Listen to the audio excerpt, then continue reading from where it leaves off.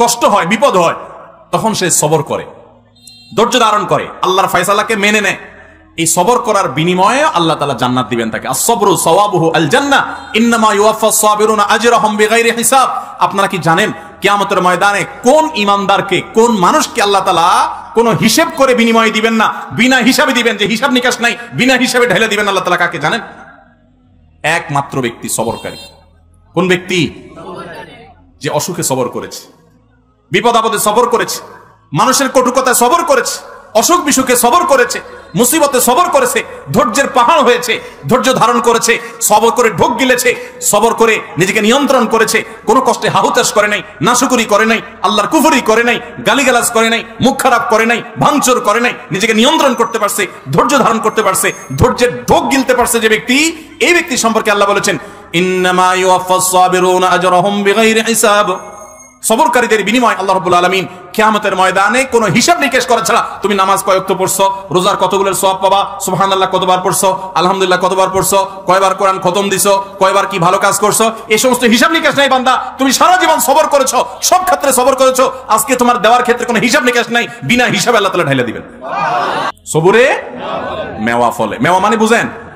মেওয়া মানে ফল।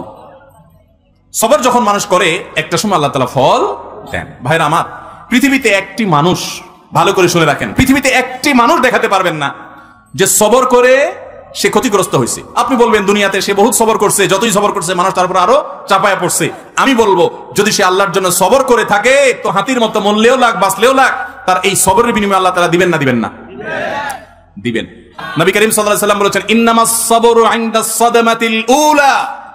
প্রথম ধাক্কা যখন আসবে, হঠাৎ করে শুনলেন বাপ মারা গেছেন, মা মারা গেছেন, ছেলেটা মারা গেছেন, অ্যাক্সিডেন্ট হয়েছে, বড় বিপদ হয়েছে, ওই সময় যদি নিজেকে ধরে রাখতে পারেন, দাঁত খিচে, না আমার মুখ দিয়ে কোনো খারাপ কথা বের হবে না, আমার আল্লাহ আমার পরীক্ষা নিচ্ছেন, আমি সবর করব, যদি নিজেকে নিয়ন্ত্রণ করতে পারেন, এর নাম হলো সবর। গালিগালাজ করে আর সব শেষ করে এরপরে বললেন যা কি আর করা, সবর করলাম, তো এর নাম সবর না, এর নাম দুই নাম্বারই। কথা কি বুঝতে পারছেন? অনেকেই আছে দেখবেন বাসায় গিয়া হয়তো কোন একটা জিনিস উল্টাপাল্টা দেখছে, আসার বিচার ভাঙচুর করে, এরপরে একাকার করে যখন দেখছে মাথাটা একটু ঠান্ডা হয়ে আসছে, এবার যাক যা হয়েছে যাক ভুলে যাও, আল্লাহ ভরসা, সবর করলাম, কি আর করা, আছে না নাই? এই দুই নাম্বারের নাম সবর। আল্লাহ তাআলা আমাদের সবাইকে সবর করার তৌফিক দান করুক। সবরের ওয়াজ করা যত সোজা, সবর করা কিন্তু এত। বসাই দিলে আপনিও বহুত কথা বলতে পারবেন, কিন্তু ওই ঠেলায় যখন পড়বেন, বিপদে যখন পড়বেন, কঠিন পরিস্থিতির মুখে দাঁড়িয়ে বিপদের মধ্যেও হাসতে পারা, এটা খুব সহজ কথা না ভাই। শত শতবার কোরআন খতম দেওয়া সহজ, হাজার হাজার রাকাত নফল নামাজ পড়া সহজ, শত শতবার দিন নফল রোজা রাখা সহজ, হাজার হাজার লক্ষ লক্ষ কোটি কোটি টাকা দান করাও সহজ। মহা কঠিন সময় নিজেকে নিয়ন্ত্রণ করে সবর করতে পারা, এটা এত সহজ। ও আরশে আজিমের মালিক, আপনি আমাকে, আমার ভাই বোনদেরকে, আমাদের সবাইকে আল্লাহ আপনি সবর করার তৌফিক দান করেন, সবরকারীদের কাতারে শামিল করে দেন মালিক, ধৈর্যের পাহাড় হওয়ার তৌফিক দান করেন। আমি জীবনে কিছু সবরকারী মানুষ দেখেছি, কিছু মানুষ দেখেছি। আমেরিকাতে এক আল্লাহর বান্দি বাংলাদেশী এই কিছুদিন আগে মারা গেছেন। ওনার অনেক কথা শুনেছি অন্যদের কাছে, এবং বিভিন্ন সময় বিভিন্ন ডোনেশন করতেন, বিভিন্ন বিষয়ে যোগাযোগ করতেন। এত বিপদ আপদের মধ্য দিয়ে একটা মানুষের জীবন পার হইতে পারে যেটা কল্পনা করলেও আমরা কল্পনা আনতে পারবো না, যে বিপদ আপদ কত ভাবে হতে পারে। শুরুতেই স্বামী অমানুষ তালাক দিয়ে দিয়েছে, এরপর সারাটা জীবন ভুগছেন ক্যান্সারের মতো রোগে, সেটাতেও পা কেটে ফেলে দিতে হয়েছে, এরপরে একটা একটা করে কয়েকটা অঙ্গ কেটে ফেলে দিতে হয়েছে, বিছানায় শয্যাশায়ী। এরপরও আল্লাহ বান্দের মুখে কখনো অভিযোগ ছিল না। তিনি বলতেন আমার মালিক আমার উপর খুশি আছে কিনা, আমার টেনশন সেটা, হাত যাক, পাও যাক, মাথা যাক, শরীর যাক, জীবন যাক, এটা আমার ইস্যু না। যত কষ্ট হয় আপনারা আমার জন্য দোয়া করবেন, আমি যেন সবরটা করতে পারি। ঈর্ষা হয়। আমি চিন্তা করলাম সুবহানাল্লাহ, অনেক লম্বা লম্বা ওয়াজ তো করা অনেক সহজ, এই মহিলার মতো এরকম সবরের পাহাড় হতে পারা তো কঠিন কাজ। আল্লাহর কত প্রিয় বান্দি হলে আল্লাহ তাকে এতটুকু তৌফিক দিয়েছেন। কোরআনে কারিমে আল্লাহ রাব্বুল আলামিন আল্লাহর কাছে সবর চাওয়ার শিক্ষা পর্যন্ত আমাদেরকে দিয়েছেন। আল্লাহ আমাদের সবাইকে সেরকম সবর করার তৌফিক দান করুন। আমাদের সবরের অবস্থা কি জানেন? পত্রিকায় কয়দিন পর পর দেখি বিয়ে বাড়িতে চিংড়ি মাছের সাইজ ছোট, সেজন্য 3 জন নাই। শুনেন না আপনারা? হ্যাঁ, দই নিয়ে 1 জন মারা গেছে বলে। আবার ওয়াজ করতেছি ব্রাহ্মণবাড়িয়ার মাটিতে বসে। আপনারা মন খারাপ করেন না, ব্রাহ্মণবাড়িয়া না, এই ব্যাপারে গোটা বাংলাদেশের সব জায়গার মানুষই কম বেশি আমরা বেসবর, ঠিক না? ঠিক ভাইরা আমার, কোন মুখে আল্লাহর কাছে জান্নাত দাবি করব বলেন?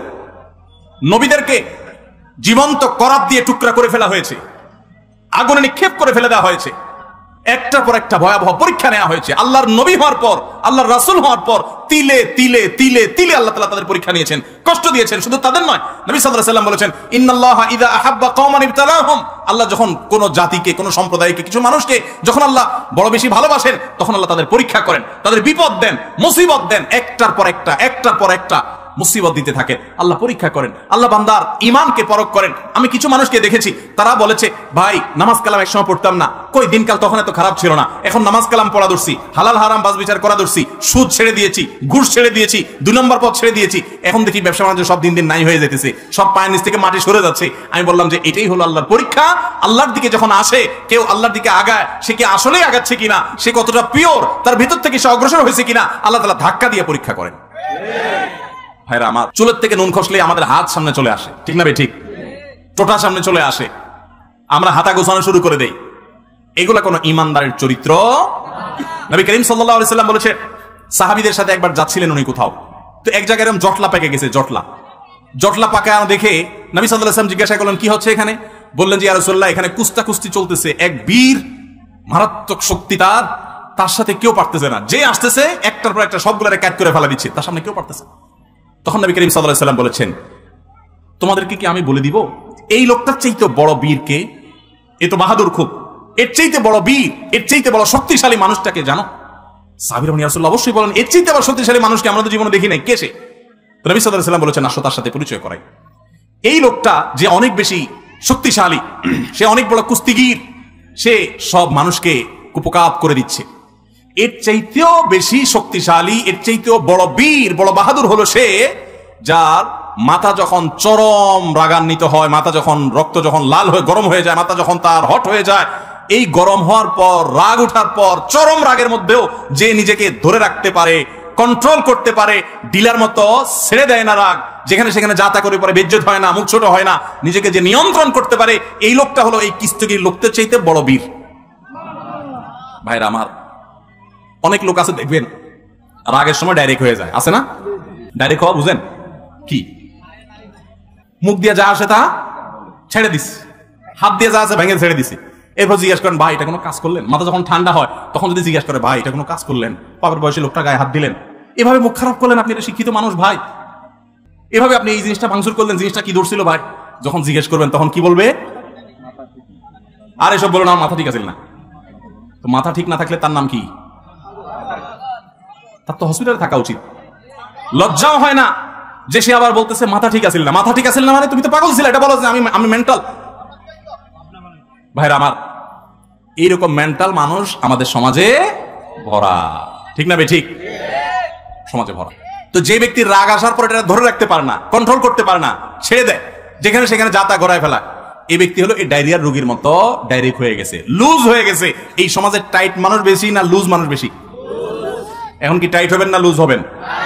নিজের সঙ্গে সংগ্রাম করবেন যে না, যত কঠিন পরিস্থিতি আসুক আমার মুখ খারাপ হবে না, মুখ দিয়ে গালি বের হবে না, হাত ছুটবে না, আমি অন্যায় করব না, আমি নিজেকে কন্ট্রোল করব। আল্লাহ আমাদের সবাইকে সেই তৌফিক দান করুন।